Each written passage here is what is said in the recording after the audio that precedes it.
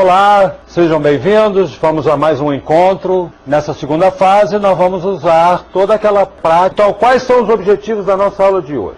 Aprender a fazer estimativas de prazo e esforço utilizando um método chamado COCOMO, que é um método bastante conhecido pela maioria das empresas que trabalham de planejamento bem determinados, sem achismo.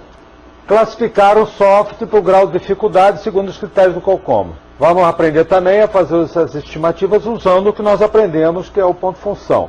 Quando a gente tem uma nova aplicação, nós precisamos saber algumas informações dessa nova aplicação. Quando nós ainda estamos no início da aplicação. Quanto tempo vai ser preciso para fazer essa aplicação? Quanto é que vai custar? Vale a pena fazer essa aplicação? Tudo isso são perguntas que nós temos que responder. E aí é que começa o problema de nós estimarmos as coisas. Para fazer as estimativas, a gente tem que chamar atenção para alguma coisa, né? Aliás, não é só em software. Estimar, fazer orçamento, fazer estimativa, em qualquer área, depende muito do planejamento, depende da experiência, principalmente de séries históricas, e a gente faz a estimativa. O software é uma coisa muito nova, então a gente ainda não tem uma base muito grande. As empresas que normalmente já têm essa consciência que precisam ter os dados para poder fazer estimativa, já estão construindo essa base e usam essa referência. Algumas observações a gente tem que lembrar. Primeiro, fazer estimativa não é uma ciência exata, né? É um pouquinho de chute calibrado com alguns indicadores. Eu tenho que ter a preocupação de diminuir o erro da estimativa, porque uma estimativa mal feita pode me conduzir a um prejuízo muito grande.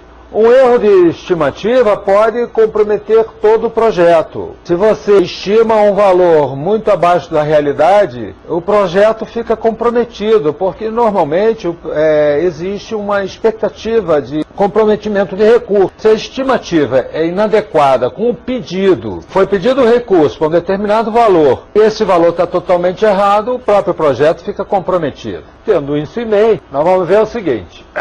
As estimativas, normalmente, são feitas a partir de série histórica, baseadas em projetos que são feitos. Por que a série histórica? Porque na série histórica da empresa, a gente já está considerando muitas coisas dos aspectos daquela empresa. Cultura, ambiente, ferramentas usadas, experiência dos profissionais. Durante o desenvolvimento de um projeto, é importante que a gente faça todo o registro do que está acontecendo, para poder criar essa série histórica.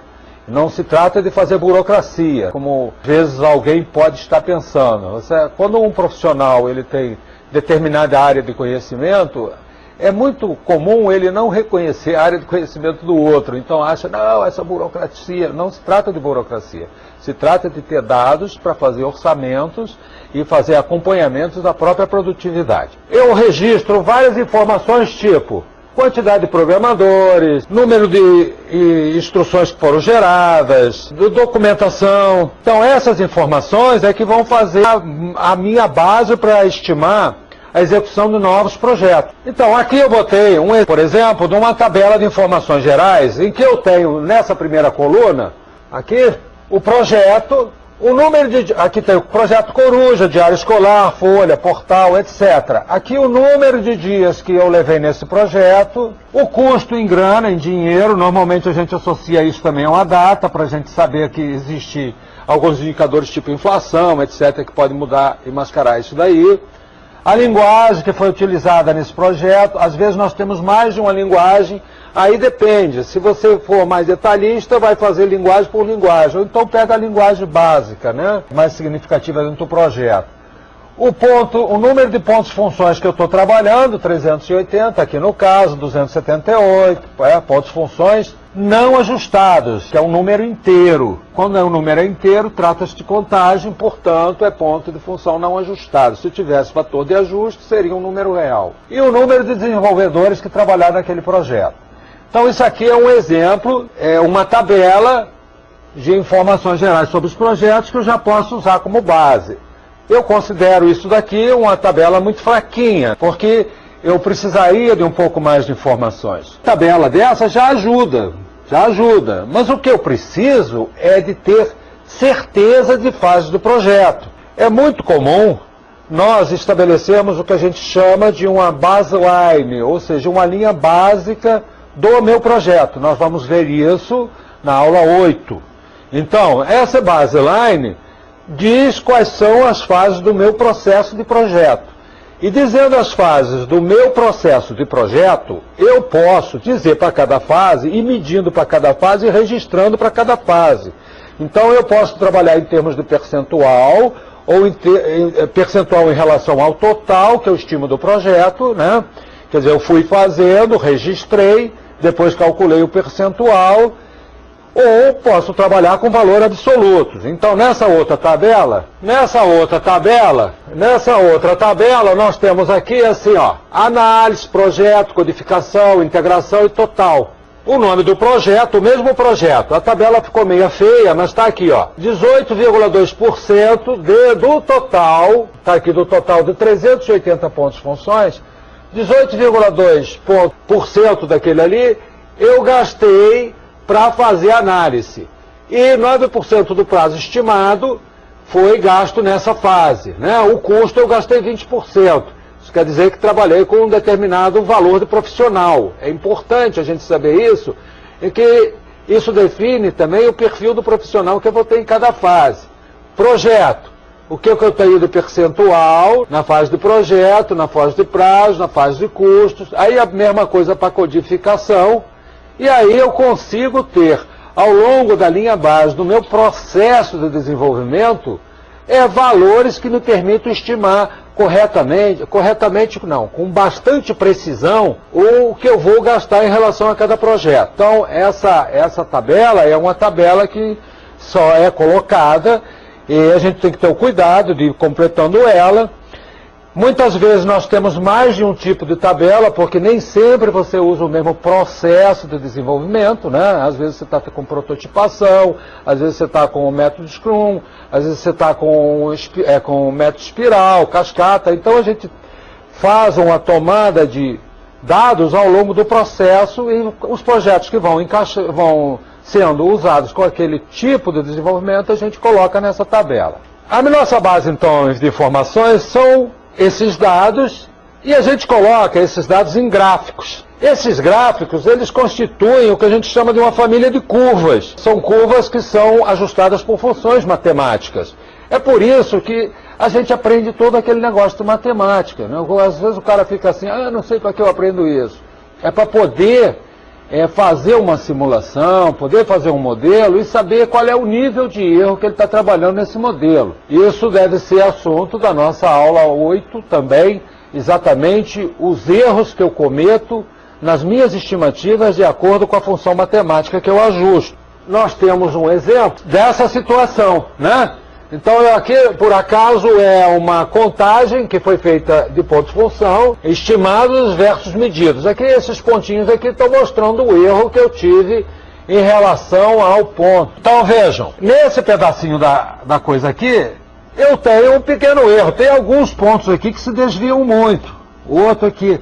Mas o fato é que a minha curva aqui ajustada, né, que eu botei aqui uma curva que na verdade é uma reta, né, é a maneira mais simples de eu usar. Então, para a maioria dos casos, eu vou estar, se eu tiver nessa região aqui, eu vou estar errando pouco. Mas se eu já passar para essa outra região aqui, aí eu já vou estar errando um pouquinho mais. Nessa região aqui, então, eu vou errar as pampas. Então, a gente tem que começar a verificar o seguinte, que essa família de curvas, né, então isso aqui seria um y igual a x mais b, ela, para determinado valor, ela me atende. Eu tenho aqui o nível de risco, né? Nós vamos também estudar o risco que a gente tem nessa precisão, né, para as próximas aulas. E aqui nós já vamos ter um outro tipo de curva. Poderia ser, sei lá, uma curva de segundo grau, né? x2 mais bx mais y mais a. Né? Então a gente vai ajustando as curvas.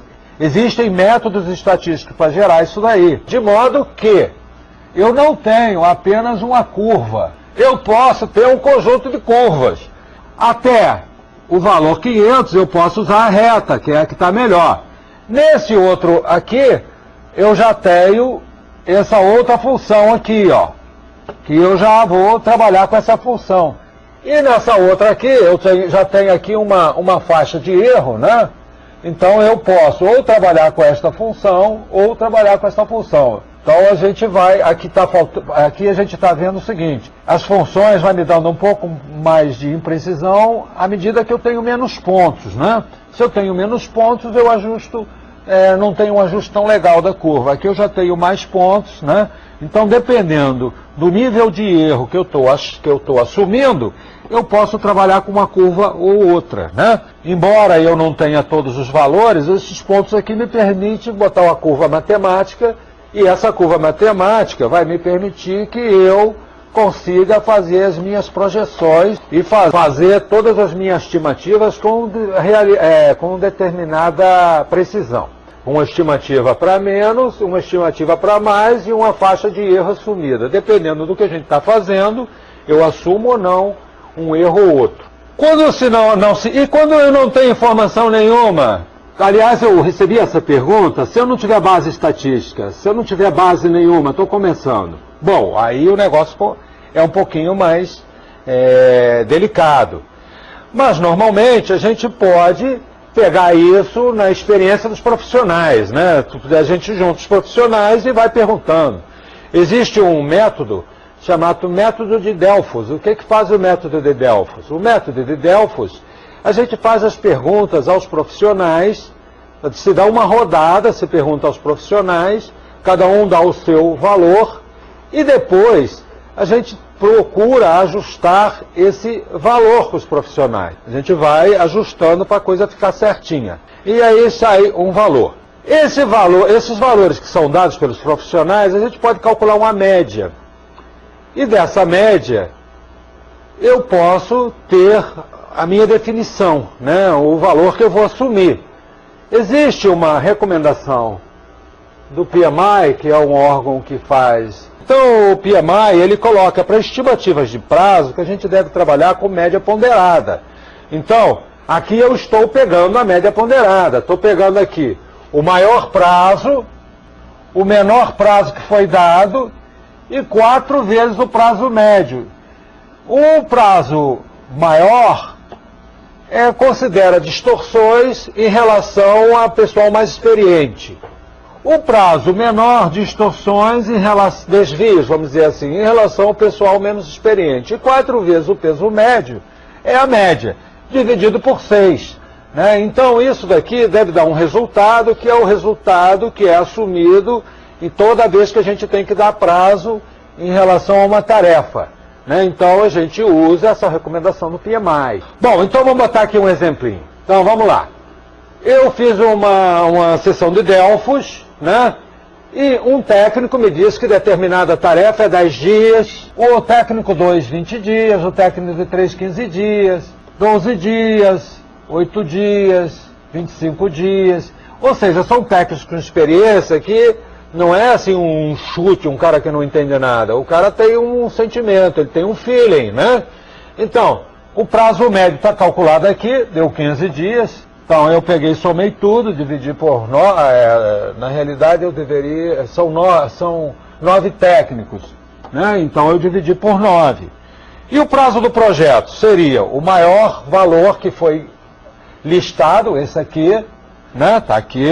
O menor, quer dizer, um cara que está estimando que o pessoal é bastante experiente, tá certo? 4 vezes a média. Então eu tenho aqui essa tarefa é uma tarefa que, segundo a recomendação do PMI, tem que ser dado 15 dias e meio, né? Cuidado com esses negócios de 0,5. Isso aqui quer dizer meio dia. Meio do dia, né? Então, se eu estiver considerando dias de 8 horas, né? Eu tenho 15 vezes 8 mais 4 horas. Meio dia, não esqueçam disso. A gente tem que interpretar o número, né, para a coisa real. Então, se a gente pegar a nossa tabelinha de ainda há pouco, ainda posso usar o PMI também nessa minha tabelinha. Se eu quiser trabalhar com uma estimativa que considere a média de todo mundo, eu posso fazer a mesma coisa, né? Posso pegar para cada etapa dessas aqui a média de todos os projetos, posso pegar o maior valor do projeto, menor valor do projeto e trabalhar com 18,2. Isso em relação àquela tabela que eu mostrei ainda agora. Então isso daqui, se eu quiser ter um número geral de estimativa, eu uso esse daqui, já está fechado aqui, ó, 18,2%, né, 13,7%. Então eu tenho um valor médio que contempla todos os projetos. Então a gente pode usar o PMI também, né, é uma recomendação sadia para termos uma tabela que nos dá o geral de fazer uma estimativa mais rápida, né? O ideal é que a gente faça isso devagarinho, com calma, mas se precisar de uma estimativa rápida, a gente já tem esse valor aí que também pode ser dado pelo... Então vamos voltar ao nosso assunto de estimativa. Quando vou estimar, eu tenho aqui 4 atividades básicas, né? Por que eu estimo? Primeiro, para verificar o tamanho do produto, quantas linhas de código eu vou implementar para esse determinado número de funções. Estimar o esforço. Esforço aqui normalmente a gente mede em homem-mês, né? Homem-mês. E a duração do projeto. Normalmente a gente usa a estimativa em meses, né? Porque tem projetos que realmente levam às vezes alguns anos, mas a gente usa de uma maneira geral meses. E quanto vai custar? Né? Essa é a pergunta que o empresário quer saber, né? Se eu vou pagar, quero saber quanto vai custar. E se eu vou cobrar, quero saber também quanto é que eu vou cobrar, né? Então isso aí é o objetivo básico das estimativas, tá? Agora, eu falei que estimar é um exercício de risco, né? A gente tem que saber isso. Então, nós temos que nos preparar como é que eu vou avaliar esse risco, se eu estou errando muito ou estou errando pouco. Nós vamos ver que nós temos método para isso, mas a gente precisa ter ciência, conhecimento, que o nível de variação de erro de uma estimativa depende da fase do projeto, tá certo? Então, por exemplo, quando eu estou no início do projeto, essa curva aqui é uma curva feita pelo professor Boehm, na época que fez o seu livro de aspectos econômicos do software. Então ele diz o seguinte, que a gente pode variar o erro se você tem um determinado valor X, na fase inicial, na fase que não tem nada especificado, que você ainda está vendo a viabilidade do software, e dá um orçamento, você pode errar muito, está aqui, ó. Você pode errar de 4 vezes para cima ou calcular 1/4 para baixo, quer dizer, a gente tem um erro de 75% para cá, de 4 vezes 400% para lá, ou seja, é um erro muito grande. À medida que você avança no projeto, esse intervalo de erro vai diminuindo. Quer dizer, na realidade, realmente, quando você está no projeto, na codificação, é que você já está fisicamente com as coisas determinadas para dizer, ó, eu estou te dando isso aqui com a precisão de mais ou menos 10%. Então vamos lá. E aí como é que eu faço para então dar um orçamento? Bom, a gente tem que dar o orçamento. É claro que hoje, com os métodos que a gente tem, essa curva está mais atenuada. Mas a gente ainda tem que saber o seguinte, se eu pensar, a experiência que eu tenho que ter de um cara que dá orçamento na fase de viabilidade, né, ele já sabe que quando ele orça 10, pode acontecer 40, né? Então ele já trabalha com esse intervalo, ele já trabalha o seguinte, se eu achar que é 8, vou trabalhar vezes 4, é 32. Então a gente vai criando método, criando feeling para amarrar isso daqui. O projeto, realmente, a gente só tem certeza quando ele entra nessas fases aqui que são mais reais. Então a gente sabe que ao longo da vida do projeto nós temos um nível de erro que pode comprometer se a gente não tomar cuidado. Então, esse estudo de estimativas foi estudado pelo Boehm, né? Ele fez um livro, estudou mais de 5 mil projetos de diversos tipos, classificou os softwares de acordo com algumas características que esses softwares tinham, criou um método de fazer avaliação que ele chamou de método COCOMO, né? Constructive Cost Model, quer dizer, um modelo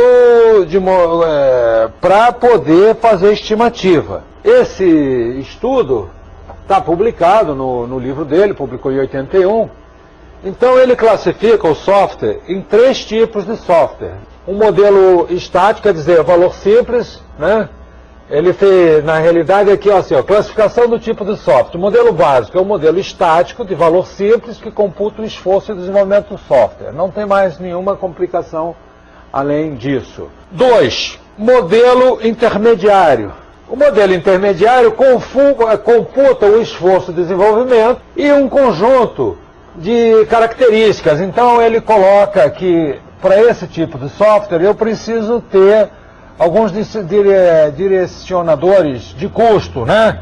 Consideram algumas coisas de hardware, alguma experiência do pessoal e atributos do projeto. Mais ou menos parecido com aqueles 14 itens do ponto-função. Né? Nós vamos ver que a gente tem... Isso aqui não é para ninguém se preocupar. Quando a gente identificar que vai ter um modelo intermediário, a gente pega a fórmula e essas tabelas já estão prontas, né? Os bons livros de engenharia de software têm essas tabelas. Agora, eu, de qualquer maneira, coloquei aqui no material para vocês poderem usar isso com facilidade. Não é... Vocês vão ver que a coisa é bastante simples. Próximo, que é o modelo 3, que é o modelo para software avançado, chamado COCOMO avançado, que pega tudo que tinha o anterior. Mas aqui, os direcionadores, ou seja, os multiplicadores de custo, né, eles também consideram o processo. Então, tem uma tabelinha que considera características do processo, na sua fase de análise, na sua fase do projeto, na fase de codificação e na fase de testes. Se a gente trabalha com ferramenta automatizada, né, se a gente tem gerador de código, então ele classifica isso em avançado. Bom, isso é o software. Agora, e o tipo de projeto? Vamos ver. Foi também classificado os projetos prontos, né? Nós vimos os 3 aspectos do software e agora vamos ver 3 tipos de projeto que ele classificou. Um projeto do tipo orgânico convencional são projetos pequenos, né? Com equipes com pequena experiência. 80% a 90% do que é feito, a maioria das vezes, né, são projetos orgânicos. Ou seja, projetos pequenos, equipes pequenas, às vezes trabalha-se com um conjunto de requisitos não tão rígidos, né, então são, de uma maneira geral, pequenos sistemas. Os projetinhos finais dos alunos, fazer sisteminha para controlar qualquer coisa, normalmente sisteminha simples de entrada e saída, né? Sistemas que utilizam o banco de dados, né? E sistemas que entram dados, tira dado, atualiza, pode ter muitas tabelas, vamos dizer assim. Embora o mundo não seja só tabelas, eu sempre falo isso, né? Pode ser outro tipo de arquivo. São sistemas que a gente são sistemas simples, né? Às vezes fica bonitinho na tela, impressiona, mas no fundo, é incluir registro e tirar registro do banco de dados. Então são sistemas ditos simples. Outro tipo de projeto, né, é o que a gente chama de semi-destacado, né? Então eu já tenho uma complexidade maior. Essa avaliação pode ser até uma avaliação subjetiva, mas a gente faz. É quando eu já tenho uma equipe com vários níveis de experiência, né, uma equipe uniforme, e eu tenho uma série de requisitos. Esses requisitos são, às vezes, um pouquinho mais sofisticados, já tem algumas exigências, que é a simples entrada de dados, né? E aqui a gente baseia, principalmente nisso aqui, vários níveis de experiência, tá certo?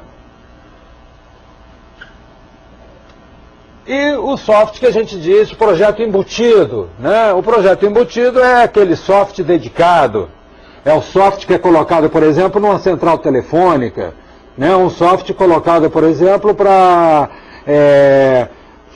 fazer o controle de um automóvel, quer dizer, o software já vem embarcado, já é alguma coisa amarrada ao hardware, então já é um projeto mais sofisticado, mais complicadinho aí para a gente fazer. Então a gente classifica os projetos nessas fases, tá? Bom, baseado nessa classificação, foi feito, assim como nós fizemos, como o Albrecht, uma fórmula construída no ponto-função, né? O Moen, ele pegou esses pontos, classificou os projetos e fez uma família de curvas. Fez uma família de curvas e foi ajustando ajustando valores para curvas ficar o mais adequado ao projeto, né? O mais adequado ao projeto, e ele fez duas equações, que são as equações do método COCOMO básico, que a gente chama. Então estão aqui as equações. O esforço em homem mês é igual a uma coeficiente AB. O número de linhas em caloc, já viram para o pessoal que quando a gente trabalha com ponto função, a coisa fica um pouquinho mais, já fica complicada, né? E o expoente, né? Aqui, esse expoente eu botei aqui DB, quer dizer, está elevando o caloc. Isso aqui dá o número de homens, dá o número de homem mês. E aqui, o número de meses, tá certo? O número de meses que vai me levar ao projeto. Tem um coeficiente CD, aqui o esforço, quer dizer, esse negócio é usado aqui, vezes um expoente DB. Tá, então é muito simples, são duas formas fixas. Então, se eu classificar o projeto em orgânico, eu vou usar ali, no coeficiente AB, 2,4. Isso já foi determinado por método experimental. No expoente, vou botar o BB 1,05, né? Se for o CB, que é para o cálculo do número de tempo, 2,5 e 0,38. Então eu preciso primeiro classificar o meu software. É o meu projeto, né? Orgânico, destacado ou embutido. Dependendo das características dele, eu vou usar esses índices que estão aqui. Ah, mas como é complicado fazer essas contas. Antigamente podia até ser, mas se você usa isso daí, hoje isso é uma coisa que deveria estar no Excel, numa planilha Excel, você entra com os valores, né?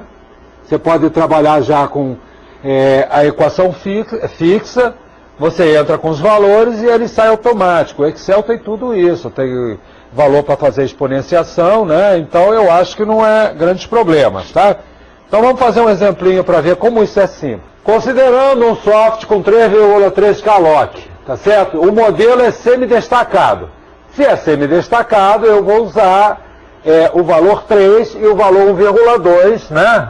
Para cálculo de esforço, o valor 3 e 1,2. É só dar uma olhadinha na tabela.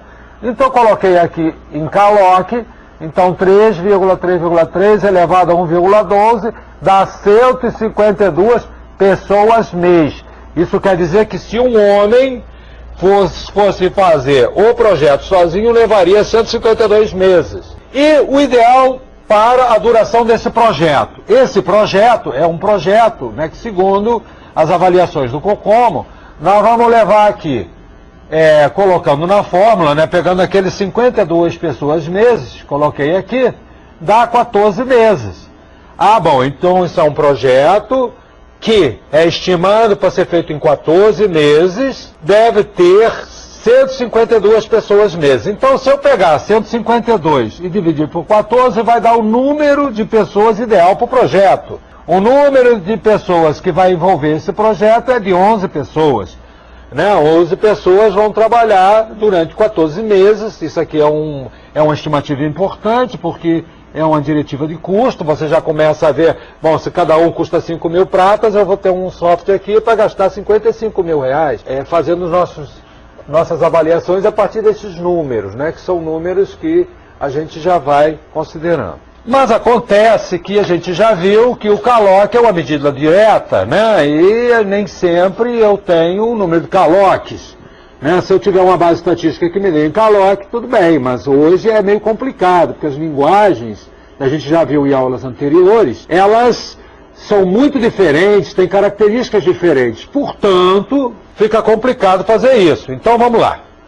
Então eu vou pegar aqui o seguinte, vamos fazer aqui um exemplo em ponto-função. Eu tenho aqui 236 pontos-funções não ajustados.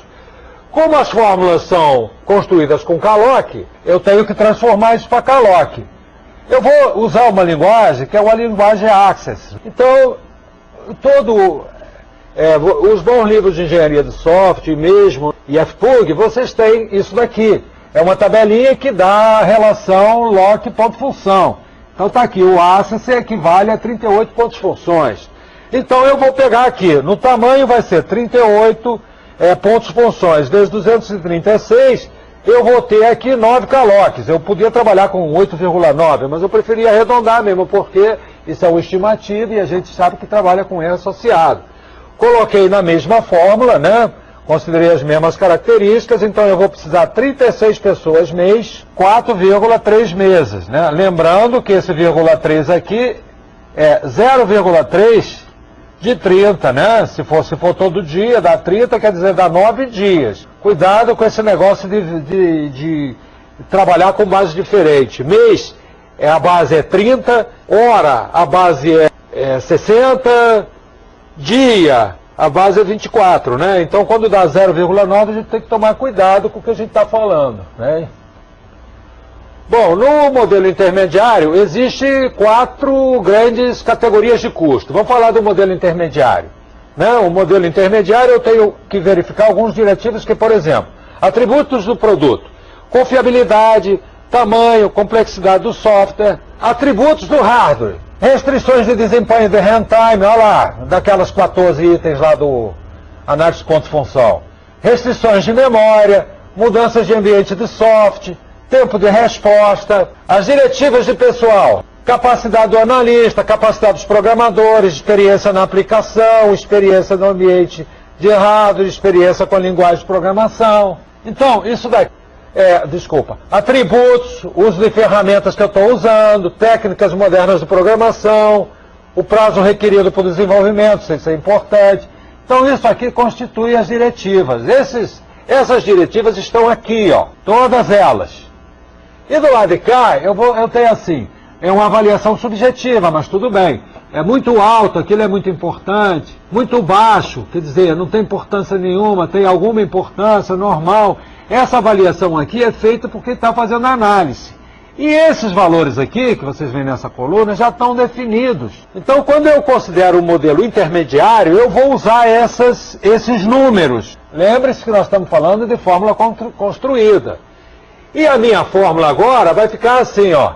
O esforço é igual ao índice A, caloque, elevado a B, vezes um fator de esforço. Então está ali, um fator de ajuste de esforço. Exatamente, se o projeto for considerado orgânico, eu vou usar o A 3,2, B 1,5, se ele for sendo destacado 3, 1,2, se ele for embutido 2,8, 1,0. Vamos fazer um exemplinho aqui. Vou usar o mesmo exemplo que eu fiz anteriormente, só que o gerente vai considerar o projeto como orgânico e vamos usar as fórmulas. Então está 3,2, caloque 1,5 vezes o fator de esforço. A diferença nesse exemplo é que a gente está focado nisso daqui para a gente ver como é que faz.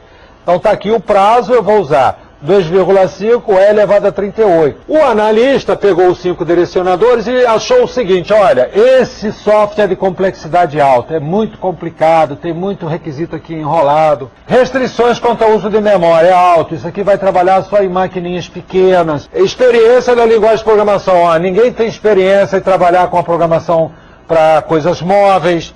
E a capacidade dos programadores aqui é baixa também. Então, considerando isso daqui, os outros fatores não interessam. Interessam, nesse caso, só esses, na avaliação desse analista.